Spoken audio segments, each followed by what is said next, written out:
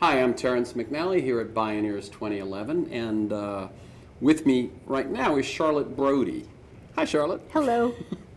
She's the Director of Chemicals, Public Health, and Green Chemistry for the BlueGreen Alliance. That's a national strategic partnership between labor unions and environmental organizations dedicated to expanding the number and the quality of jobs in the green economy.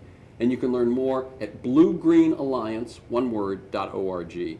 A registered nurse and the mother of two, Charlotte previously served as the Director of Programs for Green for All and as Executive Director of Commonweal. She's also a founder and former Executive Director of Healthcare Without Harm. Now, as I read that brief bio, I noticed what seemed to be a trajectory. You started as a nurse, you deal with individuals. Then Healthcare Without Harm, you're still in health and healthcare. Then Green for All and Blue-Green Alliance, it's broadened. How has that path evolved for you? Well, I recognize that I'm the same girl I was in 5th grade when my teacher wrote on in my permanent file that I was better at starting things than at completing them. And so you've worked that to your advantage. I know you're supposed to give an answer about how I have this vision and a career path, but it's actually been that I like cooking things up, and that's the part I'm really good at. So I've been involved, and really lucky to be involved, in a whole number of efforts where we're trying to cook up social change. And if there's been a trajectory for me, it's been about pushing to figure out how to be of use at change at a scaled up level. So really trying to figure out how to maximize the moment that we're given to make as much change as possible. And when you made that shift from I'm focusing on health, I'm focusing on, you know what? I'm focusing on something bigger than health. Was it because the opportunity was there, or because the situation changed, or you suddenly saw another horizon? Honestly? Yeah. I was getting in a lot of trouble as a nurse for trying to be a good nurse. And so it wasn't really hard to think that maybe I needed to change things at a larger level so that nurses like me didn't get reprimanded for doing good work. I understand. It's interesting because the metaphor, of course, would be symptoms and root causes, but with a nurse, it's like almost literally so. So the Blue-Green Alliance, that sounds like a cool thing. Oh, I mean, I remember cool at the demonstrations at the WTO in Seattle in '99 when the Turtles marched with the Teamsters. We're a direct descendant of that. So my boss, the founder of the Blue-Green Alliance, Dave Foster, was the district director of the steelworkers then for the district that starts in Minnesota and then goes across the entire top of the country going west to Seattle. And he was really, I can brag on him, he wouldn't say this himself, but he was really the spark that brought the labor movement to Seattle. And the Blue-Green Alliance is really the next chapter in that very same kind of coalition building. It's interesting because besides the success of those demonstrations, that was the thing that struck me the most, that there had been this separation of working people and all of that and labor from green. Yeah. So how old is the Blue-Green Alliance? How big? It's not very old. It's about 4 years old. It's, at this point, 14 organizations that together represent 14 million people. Okay, wait. If anyone didn't hear that, 14 million people. That means those are the members of the unions and the environmental organizations. Now, would we think that all of them would know they were part of the Blue-Green Alliance, or not necessarily? Not enough. Not enough. Not yet. But part of the formation, part of the structure of the Blue-Green Alliance, based on Dave Foster's experience and based on earlier iterations of the same good idea, was to do the Blue-Green Alliance in a way that would engage local members of the Sierra Club with local members of the communication workers, and to be much more intentional about not creating the kind of coalition that's just the DC people talking to the DC people. Just a bunch of people on a letterhead. Yeah, but to really do it differently. So this Wednesday, 2 days ago, I was in Gonzales, Louisiana, which is the jambalaya capital of the world, by the way. And in that whole petroleum chemical, Diane Wilson's territory. Yes, and I actually had folks from Port Arthur there. So this was a roundtable of oil refinery workers and environmentalists sitting down together talking about the future of oil in the United States. And that's the kind of, not just the top layer, but really getting people together work So that we're having trying to thrown do. that out there, what happened in that meeting? Oh, it was so great. And the local, we did it in a union local, because there's a lot of oil refineries, as you noticed. But we didn't just have Louisiana refineries there. We also had people from Texas and Oklahoma who were represented by the steelworkers, because the steelworkers now includes what used to be the oil, chemical, and atomic workers. So the organized oil refinery workers in this country are members of the steelworkers now. We had a heart-to-heart conversation about oil refinery workers being willing to try to get comfortable with plans to cut our oil consumption in half if environmentalists were willing to try to get comfortable with what about if the half that's left being refined safely by well-trained, well-compensated workers in the United States? How could we both stretch enough to make that kind of a future happen? Can you give me a snatch of dialogue from that meeting? I know if you can't, we'll go on to the next question, but it's just that's the kind of thing that brings moments alive for me. The people, the oil refinery workers heard me say, in sort of giving the rules of the day, that we really wanted to hear what they didn't like about this vision, or when we said something that they thought was total spin, we wanted to be stopped. And when we talked about cutting oil use in half in the United States, the response was, when you say that, what I hear is, there goes my job. And you can tell me that you're going to give me a green job to replace it, but I'm 55. I'm not going to get that green job. Some young guy is. And it's just talk. Yeah. You're not in charge of creating jobs in the economy. The oil companies are. So you can say that that's your intention, but that's not going to make it real. And oil refinery workers have some of the best paid production jobs left in this country. So to ask someone on behalf of the environment to go from being a middle-class person to working at Walmart is a lot to be asking. And when I responded by taking that seriously and by saying that that was too much to ask of anybody, and we started talking about things like taxes on foreign oil, or domestic labeling, or getting the environmental movement to really support the safety and health demands of oil refinery workers, because if you can keep it in the pipe, it's more efficient, it's a whole lot safer for humans, and it's a whole lot safer for the environment. Then we could start moving. But it really is, like so many things in life, about stretching and first it's about hearing. Right?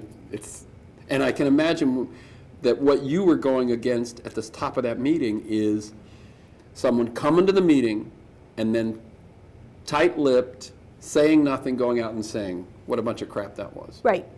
But as soon as one oil refinery worker spoke and got heard and as soon as the environmentalists in the room saw that lip service wasn't going to be enough, we could actually have a real conversation, which is what it's all about, right? That's exciting. I mean, I'm actually, I can feel I'm emotionally moved just by what you were doing. So what are your, I mean, I was going to ask the next question, what are your goals? But from what you've, from seeing what you're doing in practice, yeah. I get a sense. I would say it's a new reality.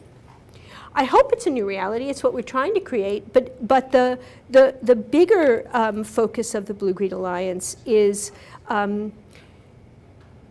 to really engage the American people in a conversation about what creates jobs and what kills jobs. I mean, it's not an accident that the first response of the corporate right to any kind of environmental regulation, to any kind of regulation of Wall Street, is that those regulations kill jobs. And they really say that to get working people on their side. And politicians. Because right. Politicians, even if they're doing it for contributions, they take cover in it's about jobs. It's always about jobs. Yeah. It's always, so the day before we were in Louisiana, Senator Vitter got up and said that he was going to move to relax the oil drilling regulations in our country, because those regulations are so strong. And Vitter's of Louisiana. And Vitter's of Louisiana, thank you. Because they were killing jobs. Well, I also saw a headline in today's USA Today was Perry is going to come out with his energy proposal, and it's going to be he's a Texas guy. It's going to basically be the same message as Vitter's. It's just for jobs. Yeah. So our responsibility is to say, well, let's really talk about what creates jobs, and let's really talk about what kills jobs, and let's really examine the idea that when you let rich people get richer, that creates jobs. And let's really examine the idea that environmental regulations have cost jobs. And when does that happen and when doesn't it happen? And to really be serious about... And when you're talking about being serious and you're across the table from a union guy, do you have the facts on your side? By that I mean, intellectually it sounds to me like environmental regulations have a good possibility of creating jobs because if those regulations spread around to other countries, somebody's going to take the lead. I remember in 1989, I was the only press person in a meeting, I think they didn't know I was press maybe, in a meeting of environmental managers of large corporations at a big, it was a big international gathering. And I remember somebody from Germany, I believe, saying, we'd love to claim that we're wonderful environmentalists, but none of us do this unless we're regulated to do it.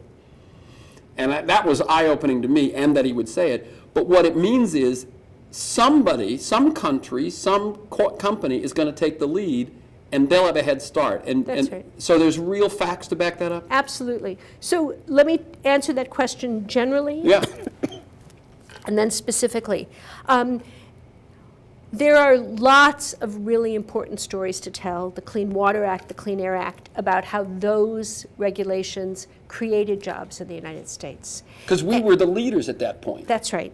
And that, and every worker that I've spoken with, and this is something I actually ask in the workshops that I get to do, to tell me what regulations have meant in their workplace. And almost everybody has a story about the companies did what they should have done anyway, but didn't do until there was a regulation. And the regulation created more jobs installing the scrubbers. The regulations put more people to work who knew about safety and health. But it's also true that not every regulation is perfect, right? We're not.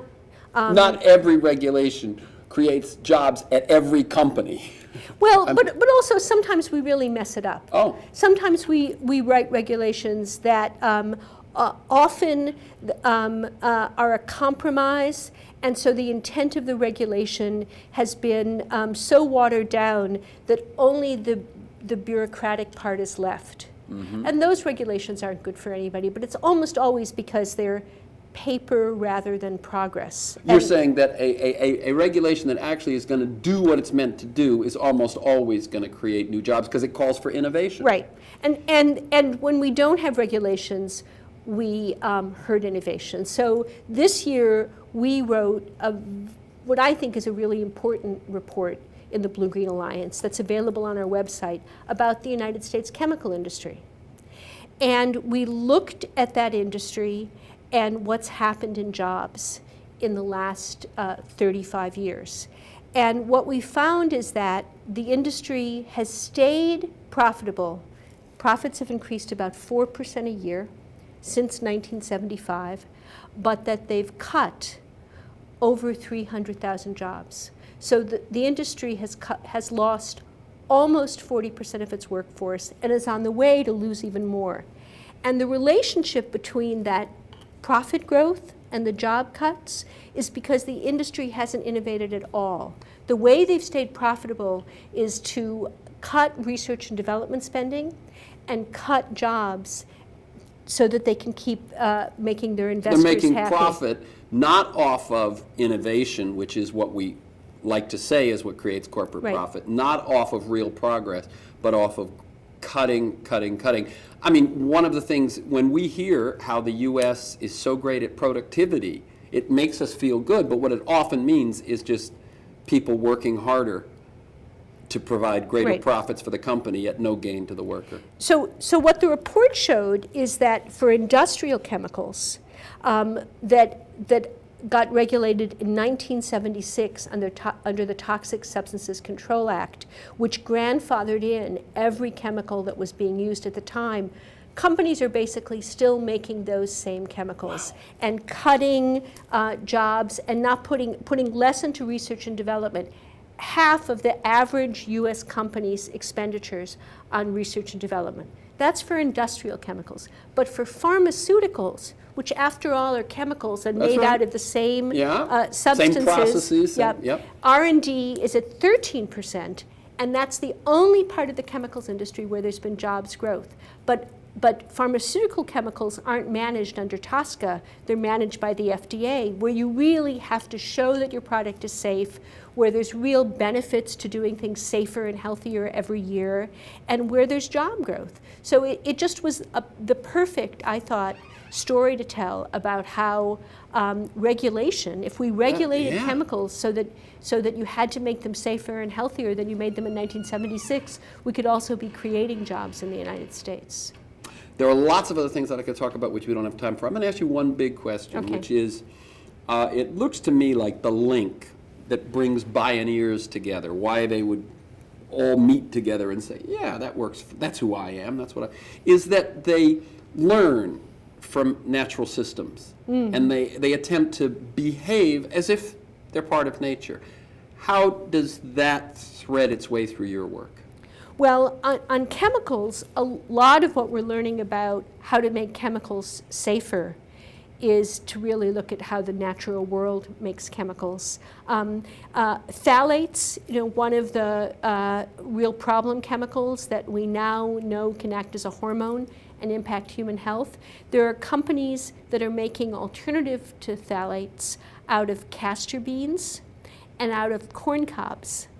And figuring out how to use the natural world, because corn silk, the way the corn cob invention happened is that somebody realized that corn silks actually feel a lot like petroleum-based phthalates, and wondered if corn could actually, and this isn't even corn anybody or any animal could eat. This is the cob that's left, could be ground up and used in the same way.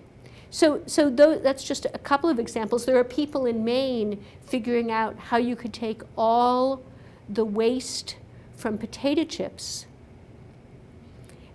or from potatoes that are being made in potato chips and turn that waste into plastic. Wow. And nature recycles everything. And to think that we could take potato skins or the parts that have too many eyes in them to turn into chips or frozen French fries and to make plastics out of them is just really exciting, and put people to work in Maine making those alternative plastics. Wonderful.